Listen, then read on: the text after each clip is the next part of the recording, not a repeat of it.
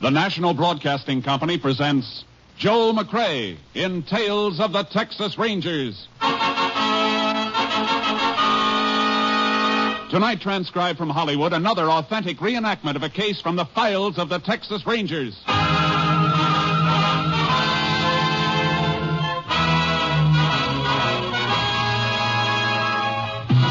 Tales of the Texas Rangers, starring Joel McCrea as Ranger Jace Pearson. Texas, more than 260,000 square miles, and 50 men who make up the most famous and oldest law enforcement body in North America.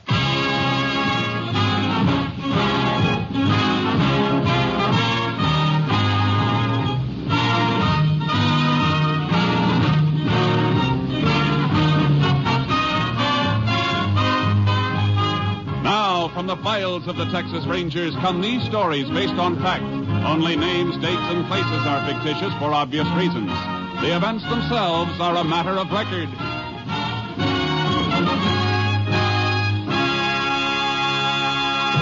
Case for tonight, The Trap.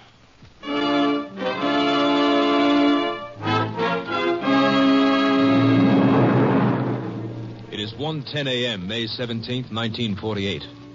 The highway across a barren and thinly populated portion of West Texas is deserted, except for a truck and trailer pushing steadily westward toward El Paso. Boy, that nap felt good. You sure were snoring. I could barely hear the motor. How long without sleep? Since 8 o'clock last night. Almost 1 a.m. now. How we doing? We'll be in El Paso by 6. We're right on schedule. You want me to take the wheel? No. Wait till we gas up at Frito Junction. It's only another 50 miles. Okay. Yeah, I sure would be glad to get home and see my wife. You called a long distance when we stopped for supper. Yeah, but I'm not an old-timer like you. This is our first baby we're expecting. You already got 4. Ah, don't let me kid you, Sims. You feel the same way about all of them, no matter how many you have. What are you hoping for? Oh, just a healthy kid, I guess, that's all. Although I'd kind of like a little girl. You get one, you'll have a real picnic. Girls are born smarter than we are. My youngest one, she can work me over for anything she wants faster than a quarter horse can get moving. You don't look like you're feeling any pain from it, Grover. I ain't. It's a big kick, getting them things they want. Yeah, but don't get me wrong, I'm just as fond of the 3 boys, too. Yeah. But, well, a girl does get under your skin a little more. They're more affectionate, like. Boy grows up and you want to kiss him. He kicks up his heels.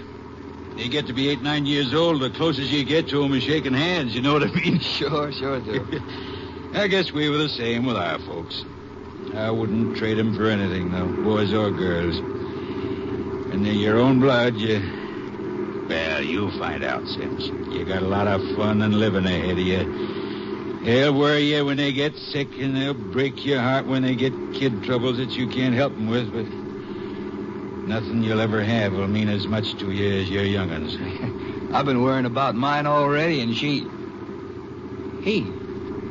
Well, whatever it is, ain't even here yet. I keep wondering if I'll be able to make it. You know, bring him up, educate him, help him to be somebody. Yeah, that's something else you'll worry about with each new one. Man, I'm so scared now, I think I'll just settle for 1 kid and leave it at that. That's what I said 12 years ago with our first, but you'll change your mind. Yeah, I guess so. Mary said that she wanted... Hey. Huh? What's that ahead? Where? Oh, somebody waving a red lantern. We must be coming to that narrow bridge over Lannon's Creek. You suppose it's been washed out again by a flash flood? Yeah, that could be, although it don't look like there's been any rain here since we started the haul east 4 days ago. Just the same, they got it blocked. Yeah. Look, Grover, they put up a detour sign. Yeah, probably wants us to go the left end of the old road. No, sign points to the right, and the fellow with the lantern is waving us that way. Yeah, I guess he knows what he's doing. Don't look like much of a road this way, does it? Oh, it's going to be mighty rough going. I hope this don't last too. Hey, this ain't even a road. Oh, it's just a little dead-end turnoff. That guy must have been crazy sending us in here. Backing this rig out is sure going to be a job. Ah, what a dumb trick. I'm going to walk back and ask him what in the name of blazes made him turn us off this way. I'll come with you. You'd think they'd have a highway patrol car stationed there to... Wait a minute. What's the matter? Look by the road. Guy with the lamp is moving that detour sign. Get back in the truck, quick. What is it, Grover? What's wrong? Looks like a hijack. Get her rolling backwards and don't mind what you hit. Just keep going. Grover!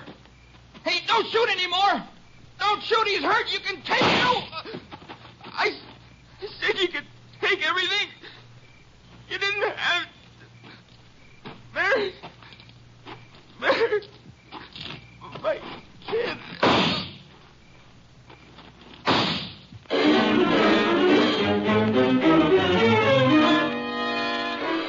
At 9 p.m. the following night, the bodies of Warren Grover and Luther Sims were discovered, and the sheriff notified. He called for help from the Texas Rangers. Ranger Jace Pearson was assigned. Here are the bodies, Jace. Must have been dragged into the brush when the truck was stolen. Lucky thing Mr. Archer here found them. Mighty lucky. Could have been here for days. How'd you happen to come across them, Mr. Archer?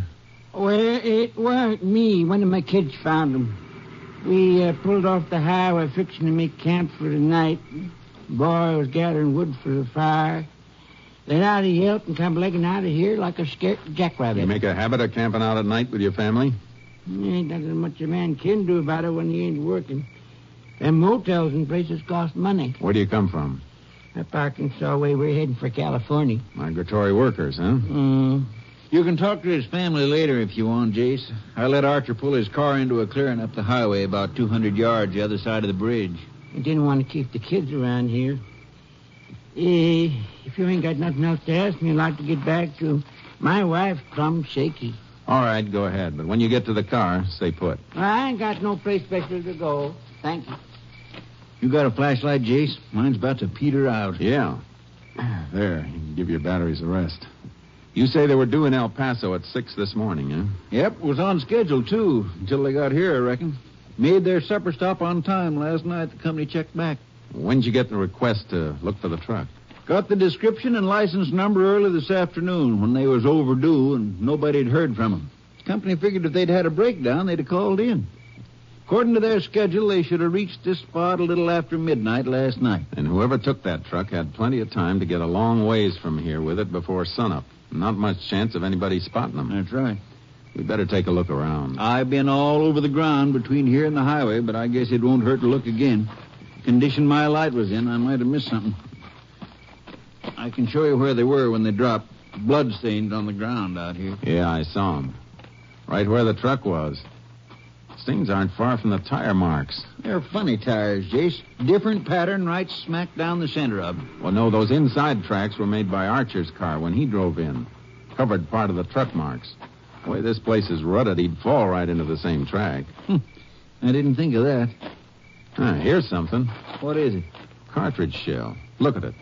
45 caliber Army automatic. Oh, and here's another one. Well, we won't have to wait for an autopsy to tell us what the murder weapon was. Hey, I just thought of something. What? That 45 Army automatic. There's an Army camp about 40 miles further on, just 10 miles this side of Frito Junction. I'm afraid that won't help us, Sheriff. Number marking on these shells is a 17. That's the old 1917 ammunition series, World War I. No camp would be using ammo that old. Too bad. I thought for a minute we might have a fast lead. You arranged to have the bodies moved? Yep, sent my deputy to town for an undertaker. Good.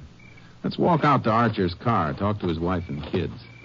There's one thing I don't understand, Jace. Why did they pull their truck off the road?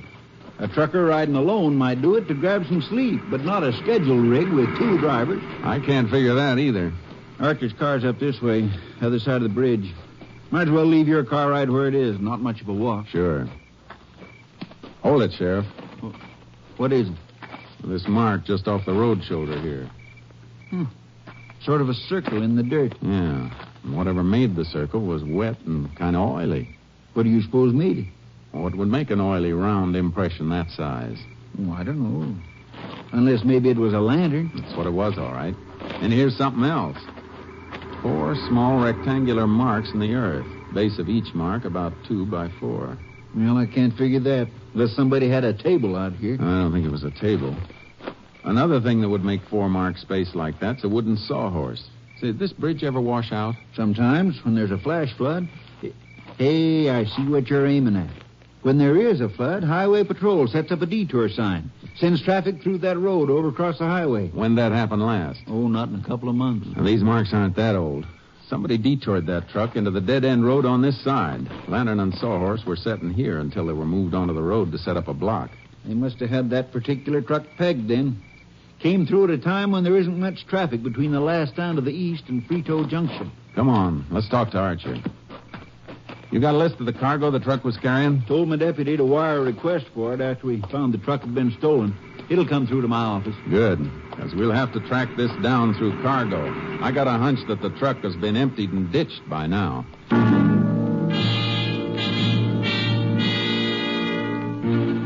Archer didn't know any more than he'd already told us, and his wife and 3 pale, undernourished kids couldn't add anything. We waited until the bodies were picked up and then headed back for town. The next morning, there was a wire from the trucking company waiting at the sheriff's office, a list of the missing truck's cargo. Here's a report on the cargo, Jace. Valued at $39,000. Let's see. A shipment of automobile radios, huh? Well, that's a break. Why? Because they all have serial numbers. It'll be a lot of work if they try and change the numbers, and if they don't, one of the sets will turn up sooner or later. Yeah, but they didn't send the numbers through to us, Jace. Just the set, make, and model. I'm radioing my headquarters to get them. Come on. Austin can contact the manufacturer and have him send a complete list of the serials through. Then they can distribute the list to all law enforcement agencies on a statewide bulletin. We don't stand much chance of cracking this if we have to wait for a hot car radio to turn up. Don't worry. We're not going to wait. We've got plenty of other things to do. How many deputies you got handy? 3. How about sending them back along the highway? We know where Grover and Sims made their supper stop. I'd like to find out if they made any stops after that, before they were killed. Good idea. As a matter of fact, whoever stole the truck may have turned it around and headed back that way. Killers may have been spotted. It's a chance. On the other hand, maybe I ought to send one man toward Frito Junction in El Paso, just in case the truck kept heading west. Never mind. I'll handle that part of it myself. I'm heading for Frito Junction as soon as I can make that radio call.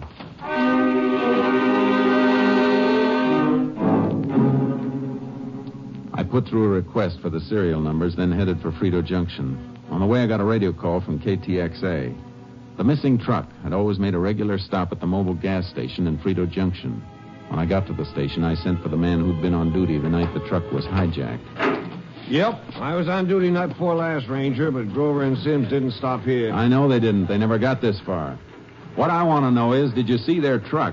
The station's right at the crossroads. If the truck came through with somebody else driving it, there's a chance you might have seen it. Ranger, I'd like to help you, but, well, there ain't much business during the night, even though the boss does keep the place open as an accommodation of truckers. I usually stretch out on a cot in the office. If a truck stops, I get up. If it don't, I just hear it go past. Any other stations around here open at night? Nope. The truck Grover and Sims were driving always stopped here, didn't it? Yep. Company they drove for has a credit account here. They haul between El Paso and Houston. Well, their tanks are always just about dry when they hit here on the return haul from Houston. I see.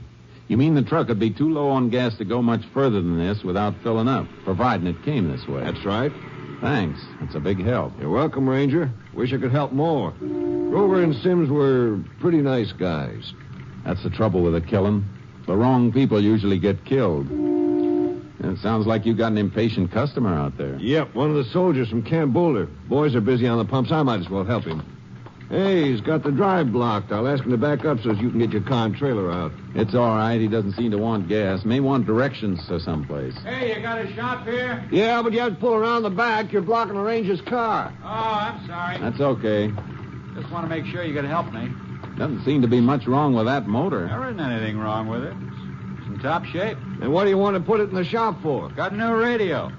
Thought you might be able to install it for me.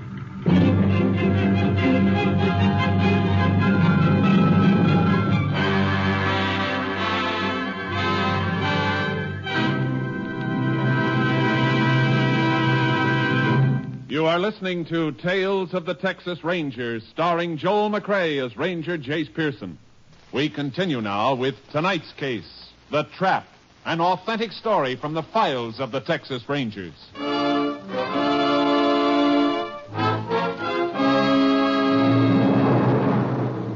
A soldier with a new car radio. It didn't have to mean anything, but it might. The make and model of the set he had matched what I was looking for. I got the serial number from the carton it came in and phoned it through to the sheriff for a fast check against the manufacturer's list. Then I went into the shop to ask a few questions. You'll have to drill holes for the antenna, I guess. Unless you want to wear it in your hat, I will. Looks like a good set. Yeah. Pretty expensive. Fella told me it sells for about $85. What'd you pay for it? Well, I didn't buy it. I made a deal for it, sort of. What kind of a deal? What do you ask me that for, Ranger? Something wrong? I didn't say that. I was just wondering what kind of a deal a fella could get on a car radio. The man you got this from have any others he wanted to get rid of? Well, I don't think so. He just gave me this for a trade, you know. On what? Something I had that he needed. Look, my pass is only good for a couple hours. I didn't think it'd be this long. Maybe I better let it go, and I'll come back in next time I'm in town. Okay. I think you better stay around. But my pass... Maybe I can get you a little extension of time. What's the camp number? I'll call your commanding officer. Well, what do you want to do that for? Yeah, what's the matter, Ranger? What is it? It's that radio. Grover and Sims were hauling a truckload of auto radios when they were hijacked and killed. What? You telling me that radio's stolen? No, I'm not. Not yet. But I'm waiting for a check on the serial number, and you're not leaving here until I get it. Well, look, you gotta believe me. The guy gave me that set. Yeah. You've been pretty evasive about telling me why he gave it to you. I told you it was a trade. For what? Come on, talk up. Well, I can't tell you that. Get me in trouble. If this is one of the sets taken from 2 murdered truck drivers, you'll be in plenty of trouble unless I know where and how you got it. Sounds like you better tell him, soldier. I got the set in exchange for some gasoline. Gasoline, huh? All right, go ahead. Well, it was night before last. Just after 2 o'clock. I just started guard duty at camp. My post was along the fence by the motor pool from 2 to 4. Hey, Ranger, that's not long after the time you said Grover was... Never mind, Milligan. Go ahead. Well, I heard this car stop near the fence. You sure it wasn't a truck? No, it was a car. So I walked over to the fence where it was parked. I sort of gave the challenge, asked who it was, and a man walked up, said he needed some gas. And you gave it to him, just like that? No. He said he'd pay me for it. I told him it was against regulations. Then he said it wasn't for him. He said a couple of women were stranded down the highway in their car. And then he said he'd give me a car radio. Oh, well, it seemed like a good deal, so I opened a pump and filled some Jeep cans for him. How many gallons? 25.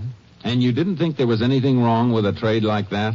An $85 radio for 25 gallons of gas? Well, the guy was stuck in that. How could he be stuck? He was only 10 miles from the station, and it's open all night. Well, maybe he didn't know that. He knew it all right, but he didn't want to bring a stolen truck into this station, and he didn't want to get that much gas in cans from a place that might be checked. Look, Ranger, please, I'm up for discharge in a couple of months. Our camp is being deactivated. I don't want to get in bad. You should have thought of that before you started to ladle out government gasoline. What kind of sidearms do you carry at the camp when you do a guard trick? Regulation Army 45. Any 1917 series ammo? None that I ever saw. Are you going to give me a break? I'm not a judge. I can't give breaks. You're the only key I've got to 2 dead men. I'll call your post and have the MPs pick you up. The gasoline's the Army's business, but this radio is mine if it's stolen property. How could I know it was stolen? Can you describe the man you got it from? No, it was too dark. Besides, there were 2 men. One of them stayed in the car. It'd help your case a lot if you could tell us what they looked like, even what kind of a car they were driving. Well, it was dark, I tell you. They talked to each other? Call each other by name? Well, yeah. The fellow I gave the gas to, he called the other one in the car, and he said, drive up closer, will you, Sonny Boy? Sonny Boy? Well, that's not a name. Probably just a wisecracker nickname. I'm just telling you what I heard. I'm trying to do everything I can to help you. Yeah. Just a minute.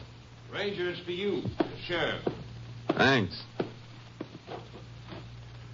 Hello, Sheriff. Howdy, Jace. That soldier's radio is on the stolen list, all right. But I got something one of my deputies dug up. Grover and Sims did make another stop after they had their supper. At 11:30 the night they were killed. Where? Roadside diner. Just stopped for coffee. At least Sims had coffee there. Told the proprietor that Grover was asleep in the cab of the truck. You talked to the proprietor yourself? Sure did. Drove out Sims as soon as the deputy gave me the report. It's Watson's Diner. A lot of truckers eat there or stop to coffee up when they're riding late. Watson know if they had a hitchhiker with them? Any rider they might have picked up? He says no, but he didn't go out to the truck, of course. From what he says, Sims was the only one in the place except for some traveling salesman who was playing the pinball machine. A fellow named Sonny Boy Jensen. Sonny Boy? That's right, Jace. What you getting excited about? Talk to Watson again. Find out what he knows about Sonny Boy Jensen, who he is and where he comes from. Then meet me back at your office. I'll get there as fast as I can roll.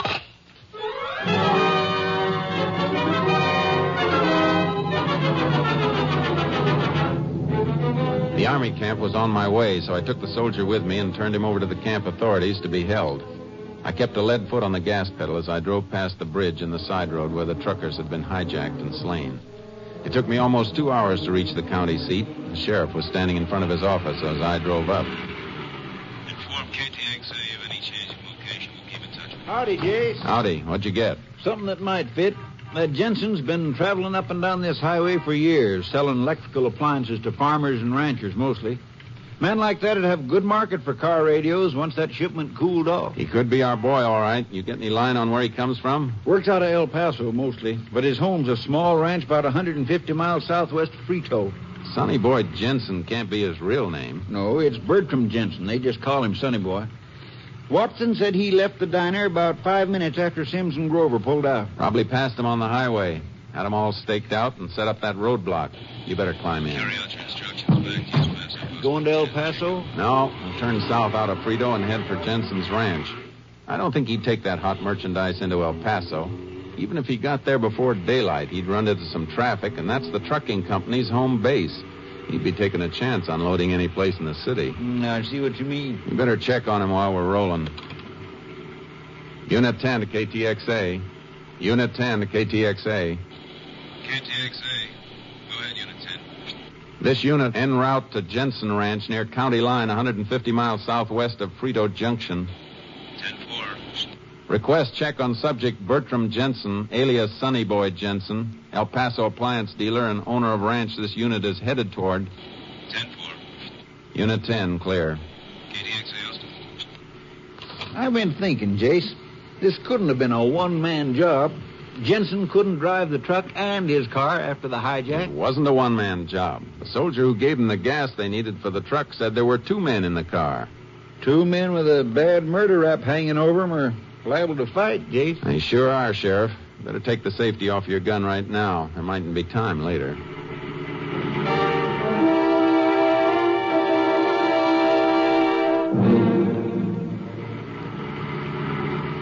KTXA to Unit 10. Unit 10, go ahead, KTXA.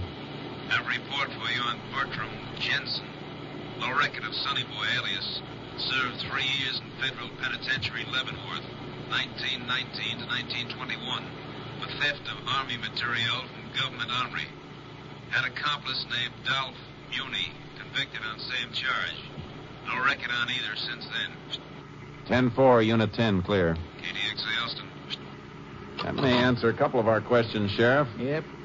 Where Jensen got that Army 45 and the 1917 ammo series, and who his partner was. If you think he might have kept in touch with Dolph Muni for almost 20 years. There's an old saying, Sheriff, about birds of a feather.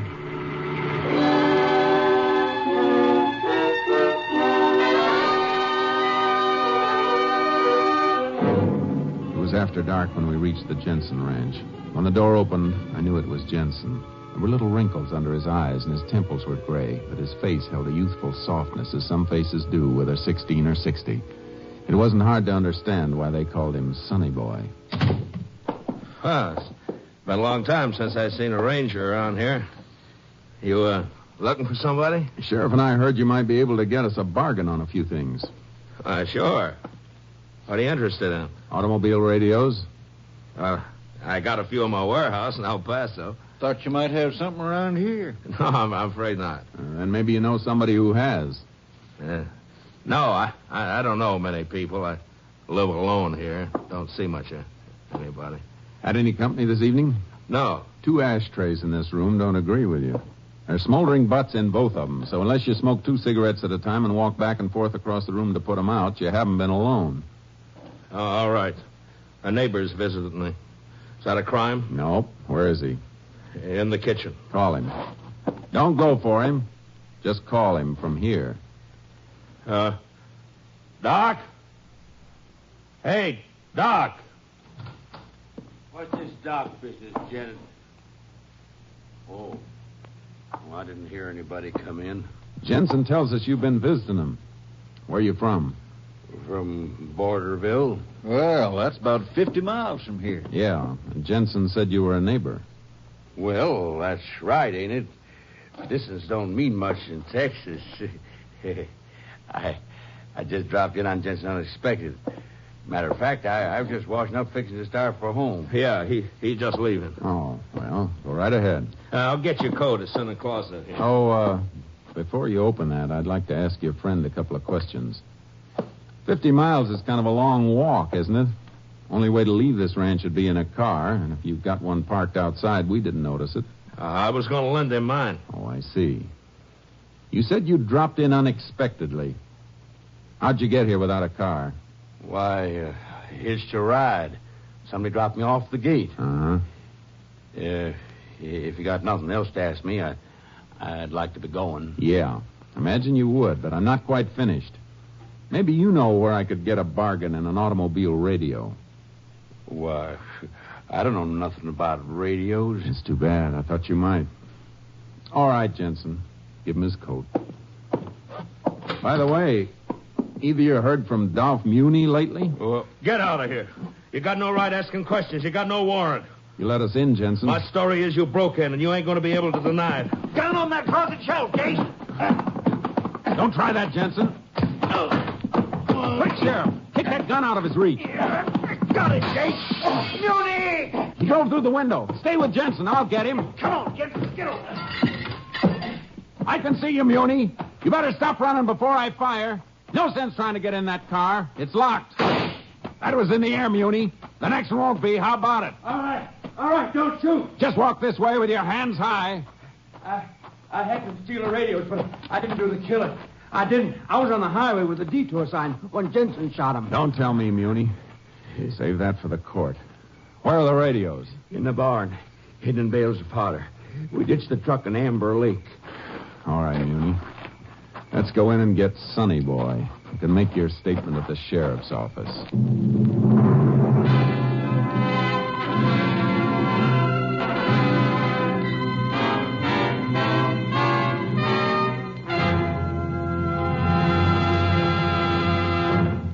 Bertram Sonny Boy Jensen and Dolph Muni were found guilty of the hijacked murder of truck drivers Warren Grover and Luther Sims. Both were sentenced to death in the electric chair at Huntsville Penitentiary. Each of the convicted men made an appeal for clemency, and in January of 1949, the sentence of Dolph Muni was commuted to life imprisonment. But the petition of Sonny Boy Jensen was denied, and on the morning of February 19th, 1949, he was executed.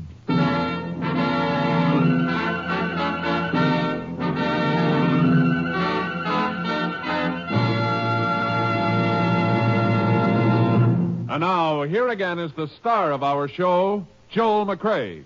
Folks, we want to thank you for the wonderful letters you've been sending to us and the warm and friendly interest you've always shown toward our show. A lot of you have asked the question, what's the title of the theme music heard on Tales of the Texas Rangers? The music you hear at the opening and closing of our show is the Texas Ranger Song, written by Sam Coslow and Harry Bain, and is arranged by Robert Armbruster, the conductor of the NBC Orchestra. We're glad to know that so many of you like it. We do, too. And so, Mr. Armbruster, the Texas Ranger Song, if you please.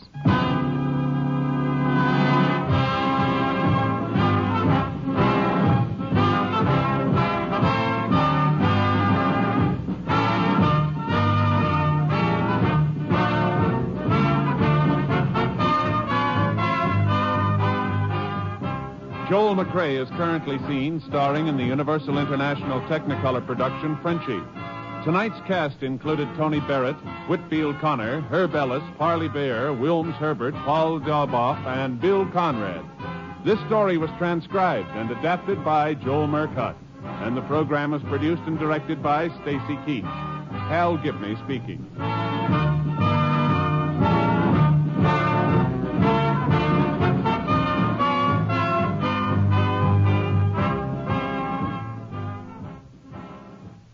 Three chimes mean good times on NBC. Next Sunday, 1 week from today, Tales of the Texas Rangers will relinquish its broadcast time to enable you to hear one of the season's most dramatic events, the Theater Guild on the Air full hour-and-a-half production of Hamlet. And make a note to be back with us for another exciting Tales of the Texas Rangers 2 weeks from tonight. Next week, it's Hamlet. In 2 weeks, another Tales of the Texas Rangers starring Joel McCrea. Be sure to listen. Now the $64 question. Tomorrow, hear the Boston Pops on NBC.